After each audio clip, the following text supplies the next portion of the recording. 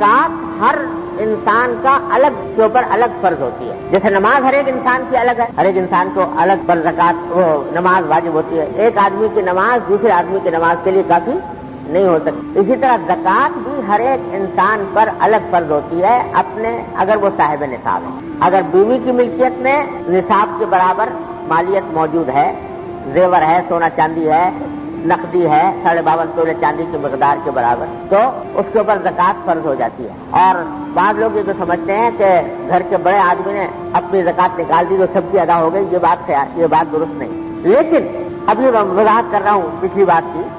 لیکن واجب تو ہے، فرض کرو گھر کے 3 افراد کے اوپر ہر ایک کے اوپر الگ الگ فرض ہے، ہر ایک کی ملکیت پر الگ الگ فرض. لیکن اگر ان میں سے کوئی شخص دوسرے کو اجازت دے دے کہ بھئی میں آپ کو اجازت دیتا ہوں کہ آپ میری طرف سے زکات ادا کر دی، اور پھر وہ اس کی طرف سے زکات ادا کر دے، اپنے پیسے سے کر دے چاہے، تو بھی زکات ادا ہو جاتی. مثلا ایک باپ ہے اور اس کے 3 بیٹے بالغ ہیں اور تینوں صاحب نصاب ہیں، یعنی ہر ایک کی ملکیت میں الگ الگ بھی 52.5 تولے چاندی کی مالیت کا سامان کے قابل زکات اثاثے موجود ہیں. اب ان میں سے ہر ایک شخص پر الگ الگ فرض ہے، باپ پر الگ، تینوں بیٹوں پر الگ. لیکن اگر بیٹوں کی طرف سے باپ اپنے مال سے زکات ادا کرنا چاہے تو کر سکتا ہے، بشرطے کہ تینوں کی اجازت ہو. جن کی طرف سے زکات ادا کر رہا ہے وہ ان کو بتا دے کہ بھئی میں تمہاری طرف سے زکات ادا کر رہا ہوں، تمہاری طرف سے اجازت ہے؟ وہ کہتے ہیں ہاں اجازت ہے. اب یہ اپنے مال سے اگر ادا کر دے تو ان کی زکات بھی ادا ہو جائے. شوہر ہے، بیوی ہے. اب شوہر کے پاس بھی نصاب ہے، صاحب نصاب ہے، اور بیوی بھی صاحب نصاب ہے. بیوی کے پاس عام طور سے ہوتا ہے خواتین کے یہاں کہ ان کے پاس اور تو کچھ ہوتا نہیں ہے، زیور ہوتا ہے بیچاریوں کے پاس. تو وہ زیور جو ہے وہ اتنا ہے کہ جس کے اوپر زکات فرض ہو جاتی. لیکن اب زکات ادا کرنے کے لیے ان کے پاس نقدی پیسے نہیں، تو وہ اپنے شوہر کو مجبور تو نہیں کر سکتی. لیکن شوہر اگر چاہے کہ بھئی میں تمہاری زکات میں ادا کر دیتا ہوں اور بیوی اس کو اجازت دے دے، تو شوہر اگر اپنے پیسوں سے بھی زکات ادا کر دے گا تو بیوی کی زکات ادا ہو جائے گی. لیکن اگر فرض کرو شوہر کوئی بخیل قسم کا ہے جو بیوی کی زکات ادا کرنے پر آمادہ نہیں ہوتا، تو بیوی پر زکات ادا کرنا پھر بھی فرض ہوگا، چاہے اس کے لیے اس کو زیور فروخت کیوں نہ کرنا پڑے. البتہ ایسے مواقع پر شوہر کو یہ چاہیے کہ بیچاری کا اور کوئی ذریعہ آمدنی ہے نہیں، لہذا اس کو چاہیے کہ ان کی طرف سے زکات ادا کر دے اور اسے اجازت بھی لے لے. لیکن اگر نہ کرے بالفرض تو اس کی زکات واجب ہے، چاہے اس کے لیے زیور فروخت کرنا پڑے. اللہ تبارک و تعالیٰ نے یہ فریضہ ایسا عائد کیا ہے. حدیث میں آتا ہے کہ ایک مرتبہ رسول کریم صلی اللہ علیہ وسلم نے گھر میں تشریف لائے.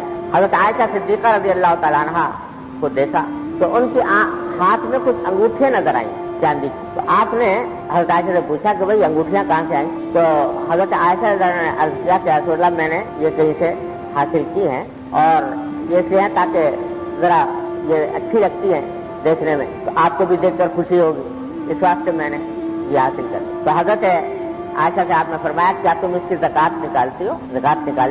حضرت عائشہ نے عرض کیا کہ نہیں یا رسول اللہ اس کی زکات تو نہیں نکالی. تو آپ نے فرمایا کہ اگر تم یہ چاہتی ہو کہ اس کے بدلے میں آخرت میں تمہیں آپ کی انگوٹھیاں پہنائی جائیں تو بے شک زکات نہ نکالو، لیکن اگر آپ کی انگوٹھی پہننے سے بچنا ہے تو پھر اس کی زکات بھی ادا کرو. اس کی تاکید فرمائی رسول کریم صلی اللہ علیہ وسلم زیور کے بارے میں. تو اس واسطے خواتین کے ہاں کے معاملے میں خاص طور پر اس بات کا لحاظ ہونا چاہیے کہ وہ اگر ان کے پاس زیور ہے بشرطے کہ ان کی ملکیت میں ہو. یہ بھی ہمارے معاشرے میں ایک عجیب فساد پھیلا ہوا ہے کہ ملکیتوں کا تعین ہی نہیں ہوتا. یہ ہے کس کا؟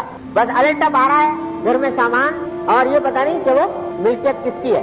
اس کے نتیجے میں بعد میں جب کبھی موقع آتا ہے تقسیم وغیرہ کا یا میراث تقسیم ہونے کا وقت آتا ہے تو جھگڑے کھڑے ہو جاتے ہیں. شریعت کا حکم یہ ہے کہ ہر چیز انسان کی واضح ہونی چاہیے، کون سی چیز میری ملکیت میں کون سی چیز نہیں. اب مثلا اس کے بارے میں تھوڑی سی وضاحت یہ کر لوں کہ شادی بیاہ کے موقع پر جب شادی ہوتی ہے تو لڑکے والے بھی زیور چڑھاتے ہیں کچھ اور لڑکی والے بھی چڑھاتے ہیں. لڑکی والے جہیز میں زیور دیتے ہیں عام طور سے ہمارے معاشرے میں، اور لڑکے والے جو ہیں وہ بھی زیور بناتے ہیں آنے والی دلہن کے لیے. تو جہاں تک لڑکی والوں کے چڑھائے ہوئے زیور کا تعلق ہے وہ تو 100% ملکیت ہوتا ہے لڑکی، جو لڑکی والوں نے چڑھایا وہ لڑکی کی ملکیت ہے اور اس میں کوئی اور شبے کی بات نہیں. لیکن جو زیور لڑکے کی طرف سے چڑھایا جاتا ہے وہ دلہن کی ملکیت نہیں ہوتا، بلکہ وہ ایک طرح سے عاریتن دیا جاتا ہے. لوگوں کو یہ بات بڑی اچنبھی لگتی ہے अचंभी इस वास्ते लगती है कि मसाइल से वाकफियत ही नहीं है, तो अचंभी लगती है। और अगर लोग कहते हैं वो तो चढ़ाया गया था शादी के मौके पर, तो लड़की को दिया गया था, तो लड़की हो गई मालिक उसकी। लेकिन अगर खुदा ना करे तलाक वलाक होने लगे या इनमें से किसी का इंतकाल हो जाए, उसे देखो सारे बातें धरी रह जाती है, जी वो तो हमने चढ़ाया था, हमें वापस मिलना चाहिए। उसका मुतालबा फौरन शुरू हो जाता है, वो तो हमने चढ़ाया था, हमें वापस मिलना चाहिए। तुम्हें तलाक हो गई या वापस दो।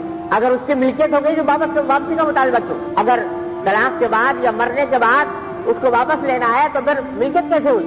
इससे पता चला कि मिल्कियत नहीं होती, वो इस्तेमाल के लिए दिया जाता है बीवी को या दुल्हन को, लड़के वालों की तरफ। उसका मालिक लड़का है, लिहाजा ज़कात भी उसकी लड़के पर फर्ज है। चाहे इस्तेमाल कर रही हो बीवी, सुबह शाम वही पहनती है, वही इस्तेमाल करती है, लेकिन ज़कात उसकी फर्ज होगी शौहर के जिम्मे, इस वास्ते के मालिक वो है। हाँ, अगर किसी वक्त शौहर ये कह दे कि भाई ये जेवर जो मैंने चढ़ाया है ये अब मेरा नहीं है, जो तुम्हारा है, बस तुम जानो, तुम्हारा काम जानो। मैं अगर मर गया तो भी तुम्हारा, तलाक हो गई तो भी तुम्हारा, और मेरी तरफ मेरा अब इसके ऊपर कोई मुतालबा नहीं है, और ना आइंदा दिल में ये ख्याल लाए कि मुझे वापस लेना है, उसको मालिक बना दे, तो फिर बेशक वो मालिक बन जाएगी और फिर उसकी ज़कात भी उसी के ऊपर फर्ज होगी। लेकिन उसके बाद फिर ये दिमाग में न रहे कि खुदा ना करे अगर तलाक हो गई, खुदा ना करे मौत हो गई, तो फिर मुतालबे का हक नहीं रहेगा, वो फिर उसी का है। वो जो चाहे करे, वो खुद पहने, फरोख्त करे, पैसे हासिल करे, जो चाहे करे, वो मालिक होगी। ये उस वक्त होगा जब शौहर सराहतन कह दे कि ये मेरी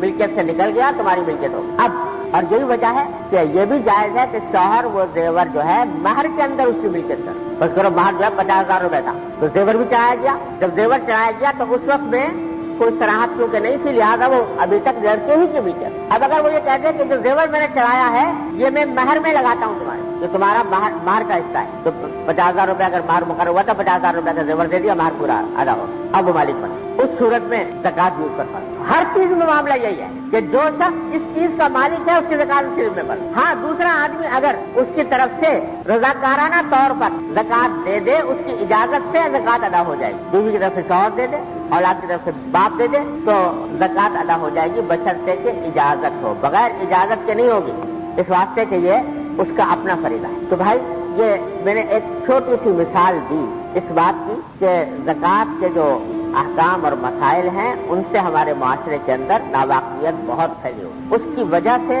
ये होता है कि ज़कात अदा करते भी हैं, लेकिन बसा औकात सही तरीके से अदा नहीं होती और ज़कात के अदा न होने का बवाल अपने सर पर बाकी रहता है। इसलिए अर्ज़ कर रहा हूँ बार बार कि भाई खुदा के लिए इस बुनियादी मसाइल उनको सीखो। अल्लाह ताला ने कोई मुश्किल काम इसलिए नहीं बनाया कि सारी इंसान के जितने असासे हैं उनमें ज़कात वाजिब होती है सिर्फ या तो सोना चांदी पर, नकद रुपए पर या सामान्य तिजारत पर, हर वो चीज जो बेचने की गरज से खरीदी गई हो उसके ऊपर। और बाकी जो इस्तेमाल की अशिया है, घर में घर का फर्नीचर है उसके ऊपर ज़कात नहीं, गाड़ी है घर में उस पर ज़कात नहीं, रहने का मकान है उस पर ज़कात नहीं, घर में जो इस्तेमाली बर्तन है उनके ऊपर ज़कात नहीं। हाँ, जो बैंक बैलेंस रखा हुआ है उस पर ज़कात है, जो घर में पैसे रखे हैं उस पर ज़कात है, घर में सोना चांदी या जेवर है उसके ऊपर ज़कात है।